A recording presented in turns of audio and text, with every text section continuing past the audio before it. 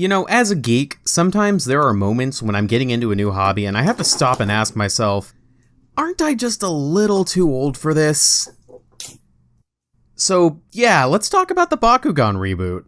Bakugan Brawl, it's a big brawl. Bakugan Brawl is for it all. Whoa, let's not play so fast and loose with the licensed audio. You remember what happened last time.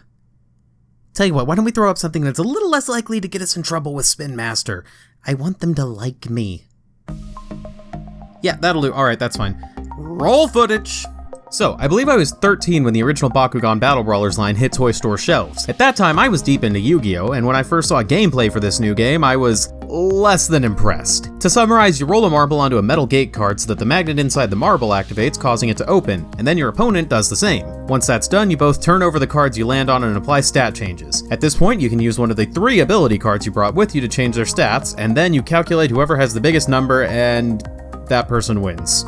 And you repeat that until somebody wins 3 times. That's pretty much the game. Now, I'm obviously simplifying things a bit for expediency, but those really are the basics. At least as far as how the game functioned before the introduction of things like traps and the deaded tetradecahedron. And coming from a kid that was already familiar with trading card games that featured fully constructed 40 to 60 card decks, the seeming lack of strategic depth was a bit of a turnoff. To me, the whole franchise just felt like a childish ripoff of the games I already enjoyed. So somebody please tell me why it is that at the age of 25, I suddenly find myself enamored with the relaunch of a franchise that couldn't manage to get my attention at the arguably much easier to please age of 13.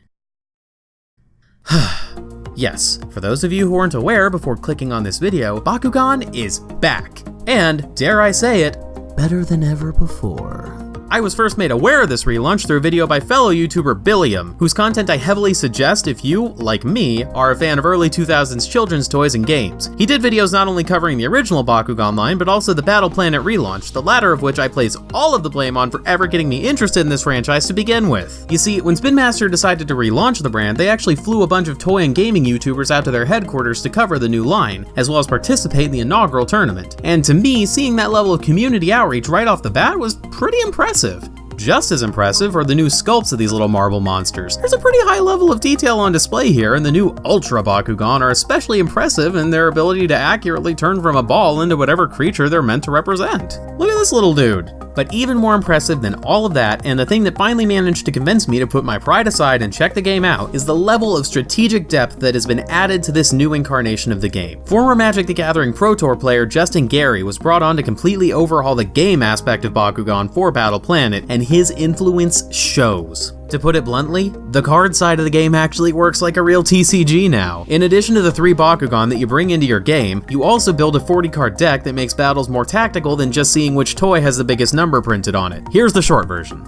A player chooses 3 Bakugan to make up their team, each from one of 6 factions: Pyrus, Aquos, Ventus, Darkus, Heos, and Aurelus, and then constructs a 40 card deck using cards from the faction of the Bakugan that you've chosen for your team. Each Bakugan's associated character card, which are separate from the cards that you make up your deck, has 2 of these little hexagons in the corner indicating which types of Baku cores you can choose from, for a total of 6. When a game begins, the players take turns placing these Baku cores to create a playfield called the Hide Matrix. After the Hide Matrix is built, both players draw 5 cards and the game begins. Both players take their turns at once, beginning with each of them drawing a card. After this, the players have the option to either place a card from their hand into their energy, or not. These cards become resources for playing cards, much like mana in Magic the Gathering. After this, the players choose a Bakugan and roll it onto the Matrix, trying to get it to open. If neither open, then they keep going and try to get it to roll over and over until finally at least one opens. If only one opens, the player whose Bakugan opened wins that round and deals damage to the other player. However, if both open, a battle ensues. Battle begins with both players comparing their Bakugan's B power to see who has the highest number. From here, they will play ability cards to change the B power of either player's Bakugan, or even play Evo cards which upgrade their Bakugan, increasing its base stats and gaining them new abilities. After a winner has been determined, the winning Bakugan deals its damage to the opposing player in the form of milling cards from the top of their deck. If a player uncovers a flip card during this time, they can pay its cost and activate its effect, typically stopping damage. Then, a new turn begins, with both players untapping their energy cards and repeating repeating this process until one player deals damage that would cause the opponent to have to mill from an empty deck, at which point the decked out player loses. Now, there's obviously more rules that I'm leaving out for the sake of time, but what I have described here is the essential essence of the game. And to somebody who's as much of a sucker for gimmicks as I am, the idea of a fully fleshed out game that interacts with the toy-based nature of Bakugan was more than enough to pique my interest. And, funnily enough, the game is actually fun. There's something viscerally satisfying about just taking these cute little spheres and watching them turn into different monsters and animals when they go to do battle. It's as close as a card game has ever gotten to depicting these fantastical battles that card games so often try to depict. Look, if I'm being honest, I'm probably not doing the best job of explaining the appeal of this game, so let's shift gears and try something different. You see, there is somebody else on YouTube who has already managed to quantify what makes Bakugan Battle Planet so much fun in a video of his own. Somebody who has been instrumental in helping me get into the Battle Planet game, and a YouTuber who you might already know if you're familiar with the Bakugan toy line. Hi, I'm JettKuso, and he asked me to be in a video. What's up? I certainly did. I just wanted to ask you a couple of questions, Mr. Kuso, Okay. if that would be all right. I'm game. All right. So first, can you tell us a bit about yourself for our viewers who may not be aware of who you are? My fake made-up superhero name is JettKuso on YouTube. I make a lot of Bakugan content featuring rolling, basic strategy stuff, and I just unbox and cover all kinds of events, news, everything Bakugan over on my channel, JettKuso. I've been playing Bakugan since I was but a small boy, since like the original series, and I was just waiting in like a stasis pod until Battle Planet came out, and now I have returned, and amazingly people have really welcomed me back to the community, so it's good to be here. We are so glad to have you here. Thank you. So, what is it that drew you to the franchise, and what keeps you coming back? Ooh. Initially, when I was very young, I didn't get into Pokemon or anything like that, but I always kind of looked at it and was interested in it conceptually, but I never like delved in. But back in the day, Bakugan, when it initially sprang up in the neighborhood, it was like the only thing. It was absolutely massive when it initially came out, and it was just that culture of as a child of being able to trade and battle and collect, and the whole range of it was like perfect to generate this sense of like childhood adventure and community. And honestly, the community and the people and the ability to trade and battle is always what's grabbing me, and that's what continues drawing me back. But as far as the actual toys themselves go and the games themselves, it's the fact that it's not just a strategy game, but a skill game as well. The physical aspect of it, the fact that it takes practice and skill and effort to get good at it, always sort of pushed it above other card games in my mind, because it has that extra element. Makes it really hard for guys like me to be decent at it. Occasionally, but I mean, that's the thing, is like the difficulty curve to Bakugan is simultaneously, it's really easy to like get into at the start, but the difficulty curve to like get all the way up to like the best competitive level is actually pretty steep, because you have to be engaging in the strategy and engaging in the deck building, along with the rolling skill, which makes it a robust experience. Yeah, so it's a very multi-layered game. Absolutely. So next is There's a lot of things to enjoy about it. Like, there really is something in it for everyone. Toy collectors, card collectors, game people, sports people. I mean, it's poker and bowling and darts and Pokemon and dogfighting. Wait, what? No. There's just so much that you can make an entire video about what makes Bakugan so fun. Oh, someone should do that. Somebody should. So, what would you tell people who may not be into Bakugan at the moment as a way of like catching their interest? That really depends upon the person, because to TCG players, not the website, but to people who play TCGs, I would bring up the fact that the card game has really captured a lot of amazing things from different things, from, you know, some elements from Yu-Gi-Oh! And Magic and Pokemon, and even like some stuff from like Duel Masters. There's all those elements in there that craft and like come together to make something that's, in my eyes, like better than the sum of its parts. It's kind of almost perfected a lot of aspects of other TCGs. It's an incredibly well-balanced game, as long as you don't take it too seriously, because it is a children's toy line. Toy line? It is a children's toy line, but it's a very good game, and the more I've played, the more I've realized how amazingly balanced it is, and just how much fun it is. For toy people, the toys are spectacular. Like, genuinely, they're like, it's some of the actual, like, most collectible stuff, because from an engineering standpoint, from a design standpoint, from a creative standpoint, just the amount of variety in the shapes that somehow, in the end, all end up, like, just rolling into a ball. It's completely appealing on that level. I don't know. It's one of just the most satisfying toys that I've ever played with. Yeah, it's absolutely bonkers to think about the amount of like R&D that has to go into like creating these shapes and making them like fold into a ball. No, I know. Still, like this one, which is like probably my favorite of all time, Kellyon, which is supposed to be like a mythical beast, Kieran. Just the fact that this turns into a ball, and this turns into a ball, and this turns into a ball, it's remarkable. I can't even imagine how much effort and care goes into crafting all of these. And then all of it comes together to create an amazingly cohesive package and like experience for the brand. I don't know, I couldn't have put it better myself. Well, that's why you got me. This is true. I had to consult the experts. Thank and you. Luckily there was one nearby, so I could hog tie you so you couldn't say no. Remember, we only got one more question, and then you'll be able to see your mother again. Oh, thank you, Mama.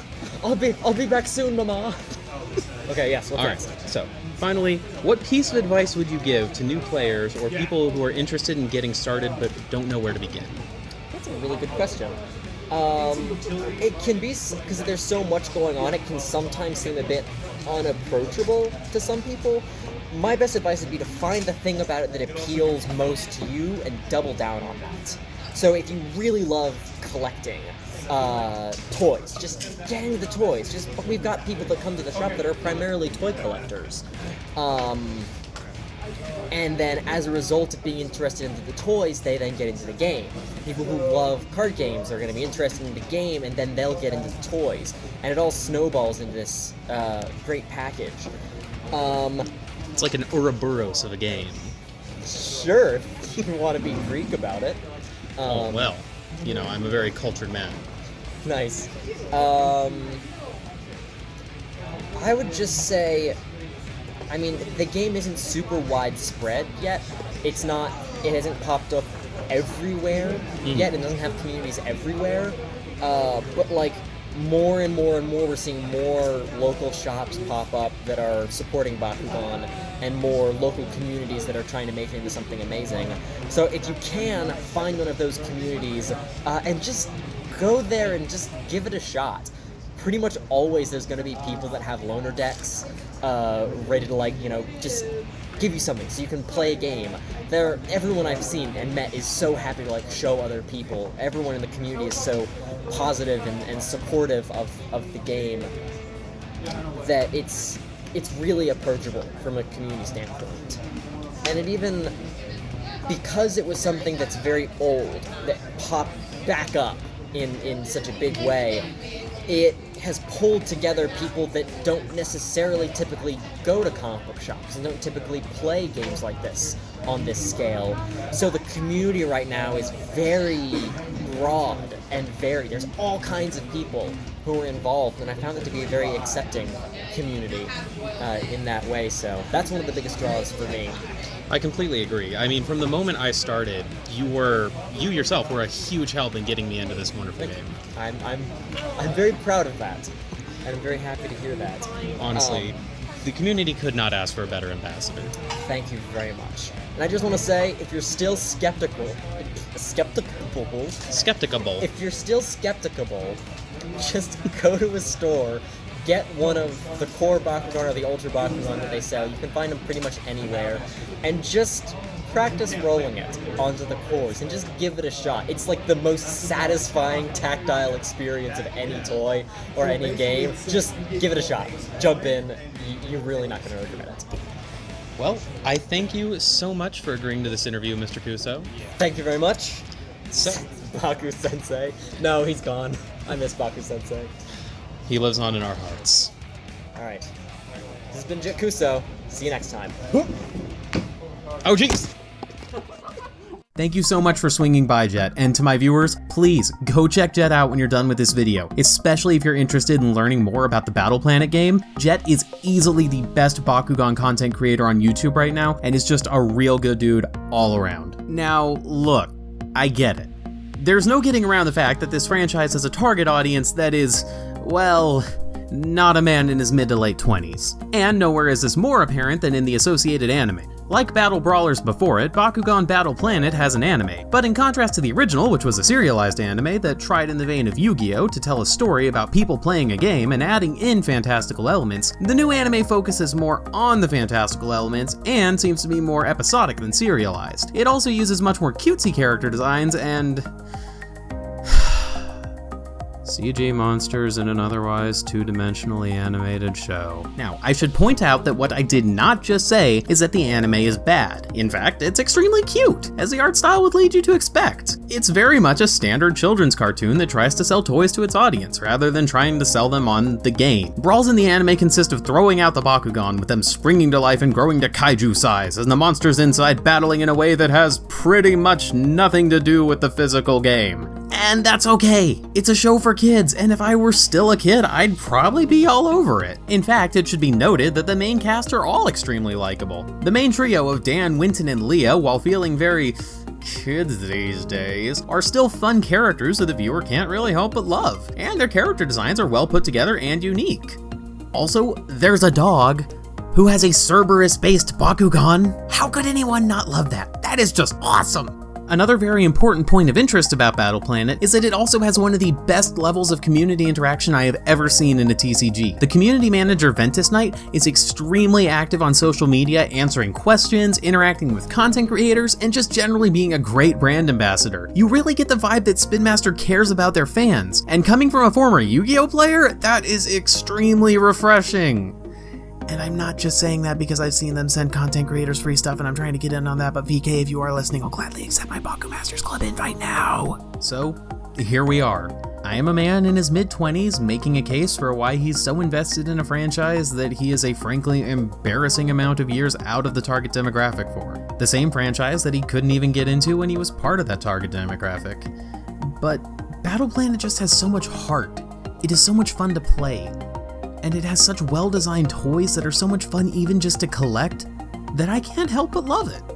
And honestly, I believe that if you give the game a try, you might be surprised. Because Bakugan Battle Planet is unique, it's fun, and it is too special for us to leave forgotten in the sands of time like so many kaijudos before it.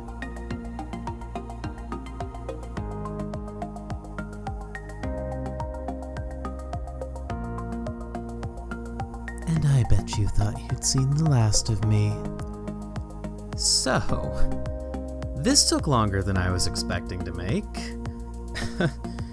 In future, I'm planning to cut my video production time down from somewhere between 1 month to half a year.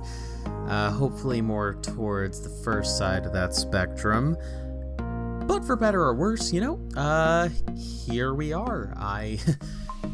It's taken longer than I've wanted to make this, honestly, because I've been out playing Bakugan almost every week at Collected in Fort Worth. And, you know, this game, I wanted to make this video because it's very important to me, because I've noticed that if you don't, like, drink or go to parties or anything, then after you get out of college, you don't have a lot of opportunities to get out into the world and meet new friends and forge new connections with people outside of, like, work. You know, that really sucks. But this game has it's introduced me to some of the best people that I've ever met. I mean, the community that we have fostered is incredible. It is absolutely wonderful, and this game is just, it is so special, and that's why I wanted to try and make this video to communicate that to people. And hopefully I've been able to do that. And hopefully in the future I'm also, again, not going to take as long between uploads. So, housekeeping since last time. Randomly, a couple of weeks ago, I got an email from YouTube saying that I had my ability to monetize my videos get removed, and my partnership was revoked. The reason they gave was that I had repetitive or re-uploaded content, something to that effect, which is odd because all of my videos are my own, like, words. I'm not stealing anybody else's thoughts or essays or anything like that. The best guess I have is that I do the exact same thing that a lot of other media review YouTubers do, and that I use video footage from the things I'm talking about in the background. Whether or not that's grounds for, you know, kind of shooting me in the foot like that is anyone's guess, but here we are. But I'm not going to let that stop me. YouTube is a hobby right now for me. It's nowhere near something that would even be at the level that I would consider this a major hindrance. It sucks, but as long as people are watching my content, that's what's most important to me. And the fact that I have over 1,000 people who thought that it was worth subscribing to me is still bonkers to me, and I'm hoping this video is going to reach a few more people. Bakugan is really cool. If you want to hear me gush about it, I will have a link to my Twitter account in the description for this video. I talk about it quite often there. I also talk about other things too, though, so, you know, if you want more of me, my Twitter is where you will find it.